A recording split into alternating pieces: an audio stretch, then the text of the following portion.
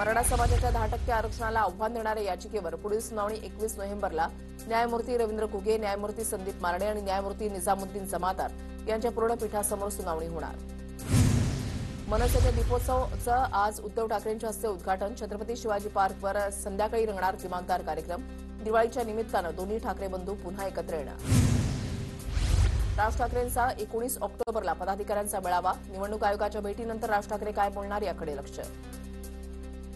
काँग्रेसचे नेते राहुल गांधी यांचा उत्तर प्रदेश आणि आसाम राज्याचा दौरा. फतेहपूरमध्ये हत्या झालेल्या हरिओम वाल्मिकी यांच्या कुटुंबियांची भेट घेणार, तर आसाममध्ये गायक झुबेन गर्ग यांच्या कुटुंबियांची देखील भेट घेणार.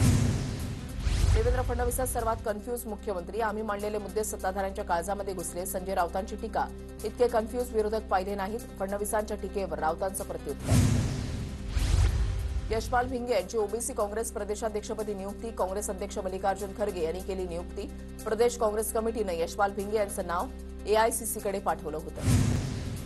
बबनराव तायवाड यांनी छगन भुजबळांची समजूत काढावी. विनोद पाटील यांची टीका. भुजबळ म्हणतायत राज्यामध्ये ओबीसी आरक्षण गेलंय, मग भुजबळ कशासाठी आंदोलन करतायत. विनोद पाटलांचं मिश्किल वक्तव्य.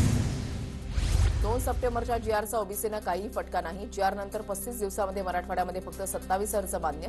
बबनराव तायवाड यांनी सरकारी पुरावा दाखवला. एक पंडित पडले, दुसरे पंडित आले. बीडमध्ये बोलताना लक्ष्मण हाकेंची विजयसिंह पंडित यांच्यावर टीका. आता आमदारकीसाठी लढायचं, लक्ष्मण हाकेंकडून विश्वास व्यक्त. मराठा आरक्षणाचा जीआर निघून इतके दिवस झाले, पण अजूनही लोकांना प्रमाणपत्र मिळत नाही. जरांगेंनी राधाकृष्ण विखेंशी बोलून सरसकट आरक्षणाचं परिपत्रक काढावं. मराठा आंदोलक विनोद पाटील यांची मागणी.